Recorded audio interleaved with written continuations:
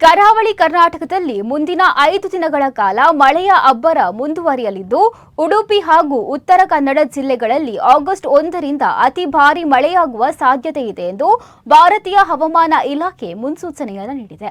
ಹವಾಮಾನ ಇಲಾಖೆಯ ಮಾಹಿತಿ ಪ್ರಕಾರ ಆಗಸ್ಟ್ 1ರಂದು ಉಡುಪಿ ಮತ್ತು ಉತ್ತರ ಕನ್ನಡ ಜಿಲ್ಲೆಗಳ ಒಂದೆರಡು ಪ್ರದೇಶಗಳಲ್ಲಿ ಭಾರೀ ಮಳೆಯಾಗುವ ಸಾಧ್ಯತೆ ಇದ್ದು, ಈ ವೇಳೆ ಗಂಟೆಗೆ 40ರಿಂದ 50 ಕಿಲೋಮೀಟರ್ ವೇಗದಲ್ಲಿ ಬಲವಾದ ಗಾಳಿ ಬೀಸುವ ಸಾಧ್ಯತೆ ಇದೆ.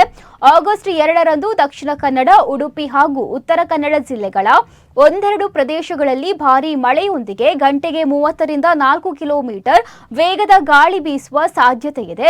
ಆಗಸ್ಟ್ 3ರಂದು ದಕ್ಷಿಣ ಕನ್ನಡ, ಉಡುಪಿ ಹಾಗೂ ಉತ್ತರ ಕನ್ನಡ ಜಿಲ್ಲೆಗಳ ಬಹುತೇಕ ಪ್ರದೇಶಗಳಲ್ಲಿ ಸಾಧಾರಣದಿಂದ ಮಾಧ್ಯಮ ಪ್ರಮಾಣದ ಮಳೆ ಸುರಿಯಲಿದ್ದು, 30ರಿಂದ 40 ಕಿಲೋಮೀಟರ್ ವೇಗದಲ್ಲಿ ಗಾಳಿ ಬೀಸುವ ನಿರೀಕ್ಷೆ ಇದೆ. ಆಗಸ್ಟ್ 4ರಂದು 3 ಕರಾವಳಿ ಜಿಲ್ಲೆಗಳ ಹಲವೆಡೆ ಸಾಧಾರಣದಿಂದ ಮಾಧ್ಯಮ ಪ್ರಮಾಣದ ಮಳೆ ಮುಂದುವರಿಯಲಿದ್ದು, ಗಂಟೆಗೆ 30ರಿಂದ 40 ಕಿಲೋಮೀಟರ್ ವೇಗದಲ್ಲಿ ಗಾಳಿ ಬೀಸುವ ಸಾಧ್ಯತೆ ಇದೆ.